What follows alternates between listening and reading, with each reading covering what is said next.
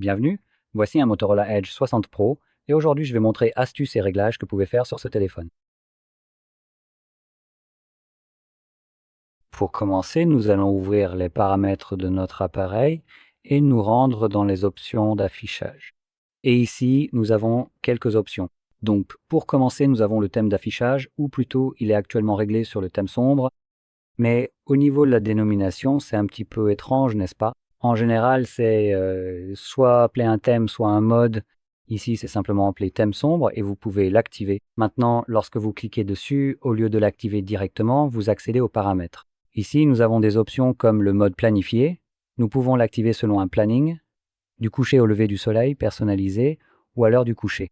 Cela signifie que chaque fois que, par exemple, vous allez vous coucher, l'appareil essaiera de détecter cela et d'activer le mode sombre pendant cette période, ce qui est une option plutôt sympa. Et c'est tout ce que vous avez à faire. Donc je pense qu'on peut simplement le laisser comme ça. Maintenant, ensuite, nous avons les couleurs, juste ici. Nous avons naturel, éclatant et vif. Maintenant, sélectionnez simplement celui que vous préférez.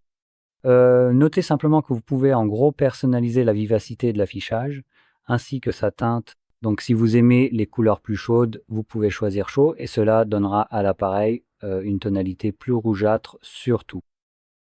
Et en ce qui concerne les modes vifs, éclatants, etc., encore une fois, c'est la même chose ici. Donc nous avons naturel qui est censé être le rendu de couleur le plus naturel, également le moins saturé et le plus chaud. Et maintenant, peu importe ce que vous sélectionnez ici, cela s'ajoute à ce que vous choisissez ici, car chacun de ces modes a déjà une certaine tonalité. Donc si vous regardez simplement le fond blanc, ou ici précisément, on a maintenant une teinte plus bleutée, comparé à ici où ça vire davantage vers une tonalité rougeâtre. Donc ça, cela va s'ajouter à ce que nous avons déjà. Donc si je choisis une option plus chaude, cela va devenir encore plus chaud qu'actuellement, ce qui est vraiment important à considérer. Maintenant, si on vient ici à l'affichage, on a aussi le taux de rafraîchissement de l'écran. Et nous avons un mode intelligent et équilibré, hyper fluide et d'abord efficace. Bon sang, Motorola, arrêtez avec des trucs pareils, c'est n'importe quoi. Appelez simplement les choses par leur nom. Taux de rafraîchissement élevé, 60 ou 120, 60 ou intelligent. Franchement, vous pouvez même ajouter IA pour l'amour de Dieu, mais là, c'est juste ridicule. Et en gros, ce que je viens de dire, la façon de nommer, ça s'applique aussi ici. Donc, intelligent et équilibré, c'est en fait le mode intelligent qui utilise jusqu'à 120 Hz de taux de rafraîchissement. Hyperfluid, c'est du 120 permanence que tous les autres appareils appellent simplement 120. Et puis l'efficacité d'abord qui est fluide ou pas fluide du tout, 60. Donc presque tous les autres appareils l'appellent 60 ou quelque chose dans ce genre, pas un jargon bidon comme celui-ci. Mais dans tous les cas, vous pouvez choisir celui que vous voulez. Je recommanderais de choisir le plus bas, par exemple l'efficacité d'abord. Si vous ne voyez pas de différence de fluidité, de défilement entre le mode intelligent équilibré et le mode efficacité, puisque celui-ci peut monter jusqu'à 120 voire 140 images par seconde, alors que l'autre ira jusqu'à 60 images par seconde.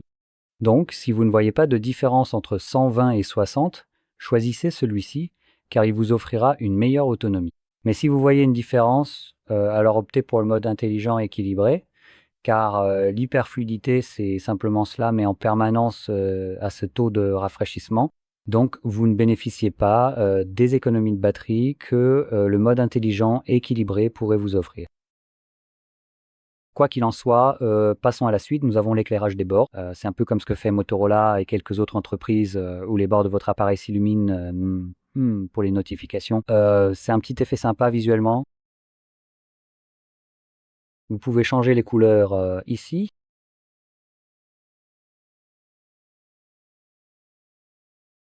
Donc je suppose que c'est indiqué ici ce que cela peut faire. Pour les appels entrants, on a les notifications et les alarmes. Voilà, c'est à peu près tout. Donc vous pouvez, il semble qu'en bas, désactiver certaines de ces options, changer la couleur. Cela va seulement illuminer les contours, mais il semble qu'il n'y ait malheureusement aucun thème pour cela. Certains appareils ajoutent du style avec des effets de mouvement ou autres. Ici, c'est juste de la lumière et c'est tout. Bref, une autre chose que je vais signaler, c'est la prévention du scintillement. Je n'ai aucun point de vue là, dessus, donc je ne sais même pas si ça fonctionne. Je ne le vois pas. Mais si vous avez ce genre d'effet où vous voyez du scintillement sur votre écran à cause du taux de rafraîchissement ou autre, si je ne me trompe pas, cela peut vous donner mal à la tête ou autre après avoir utilisé votre appareil. Vous devriez peu être essayé cette option. C'est censé empêcher que cela se produise d'une manière ou d'une autre. Je ne peux pas dire si ça marche ou pas parce que je ne vois jamais ce genre d'effet. Donc je suppose que ça dépend des quelques personnes qui le voient réellement. Bref, revenons à la page principale des paramètres. On peut aller dans écran d'accueil et écran de verrouillage, puis dans les paramètres de l'écran d'accueil. Et ici, on aura des choses comme le style de l'écran d'accueil. Donc c'est en gros le tiroir d'application et toutes les applis au centre de votre écran d'accueil, ainsi que, je crois, ce qu'on considérait comme vérifions rapidement. Non, laissez tomber. Je cherchais le mode simplifié, je crois que c'est comme ça qu'on l'appelle d'habitude pour les personnes âgées, mais il semble qu'il n'y soit pas. Par contre, on a bien la taille des icônes, donc ça pourrait y contribuer en quelque sorte. On peut l'augmenter comme vous pouvez le voir. Je cherche encore une option que j'ai du mal à trouver. D'accord. Il semble qu'on n'ait pas la mise à niveau pour une raison quelconque. D'accord. Par contre, on a bien le centre de contrôle route. Donc, on a le style classique et celui-ci sera probablement le style séparé. Oui. Donc, si vous êtes habitué sur d'autres appareils à avoir les notifications à gauche, je crois, et les raccourcis à droite, vous pouvez choisir le style moderne. Personnellement, je préfère le style classique où les deux sont visibles en même temps. C'est donc ce que je préfère personnellement. Mais je peux le changer ici si vous avez d'autres préférences. Maintenant, revenons aux paramètres ici et passons au geste, à la navigation système. Et ici, nous avons la méthode de navigation pour notre appareil. Par défaut, nous avons la navigation à 3 boutons, mais nous pouvons aussi choisir les gestes et nous avons des paramètres pour les deux options. Dans les paramètres des gestes, nous avons la sensibilité des bords et nous avons l'option de masquer. Apparemment, nous ne pouvons pas l'activer tant que Circle to Search est activé, mais cela pourrait masquer cette barre en bas de l'écran. La raison pour laquelle nous ne pouvons pas l'utiliser avec Circle to Search, c'est parce que Circle to Search nécessite de maintenir la barre, puis de pouvoir entourer ou cliquer sur les éléments que vous souhaitez rechercher. Évidemment, en désactivant Circle to Search, maintenir la barre ne ferait rien, donc cela vous permettrait alors de la désactiver. Maintenant, je vais essayer de trouver cela. Mais avant de le faire, je vais aussi parler du balayage pour l'assistant. Donc, nous avons plusieurs façons de lancer l'assistant, soit via l'application, en maintenant le bouton d'alimentation ou en balayant depuis le coin. Je pense qu'il y a suffisamment de façons de lancer l'assistant. Ah oui, et on a une autre, la commande HiG ou HeyG. Vous savez, ça le lance aussi. Donc oui, il y a plein de façons de le lancer. Je n'ai pas besoin d'un milliard de façons. Alors laissez tomber celle-ci. Une seule suffit. Comme chaque autre application a une seule méthode pour la lancer, c'est comme ça que Gemini devrait fonctionner aussi. Bref, donc oui, j'aime bien désactiver ça parce que c'est vraiment agaçant. Parfois, ça s'active juste parce que j'essaie de revenir à l'accueil et je le fais genre d'une manière un peu bizarre, en arc, et ça le lance. Merci beaucoup, j'ai déjà mon bouton d'alimentation pour ça et Samsung m'a déjà conditionné avec leur connerie de maintenir le bouton d'alimentation et d'appeler ça le bouton latéral. Même si je refuse toujours de l'appeler bouton latéral, je l'utilise comme... Enfin, c'est plus vraiment un bouton d'alimentation, je suppose. Bon, bref, encore une chose ici, on a la barre latérale.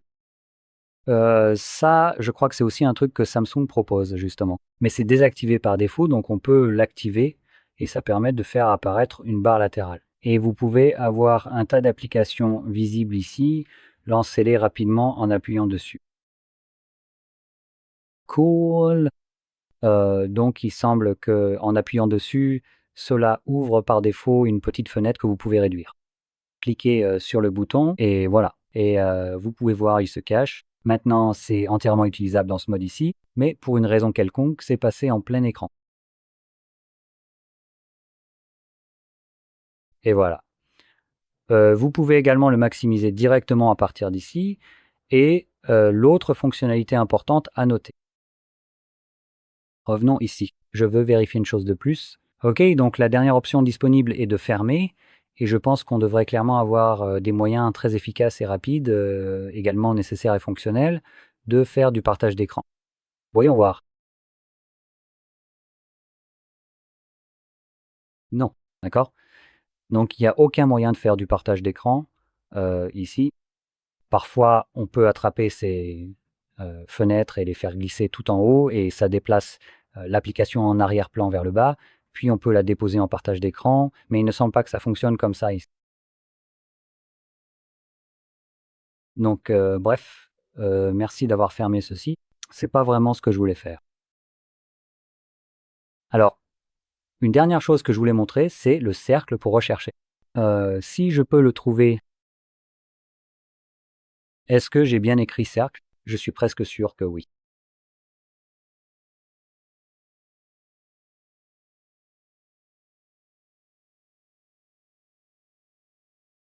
Bon, je ne vais absolument pas désactiver le cercle pour rechercher parce qu'il ne veut vraiment pas être désactivé à moins qu'on puisse le faire directement d'ici, bien sûr.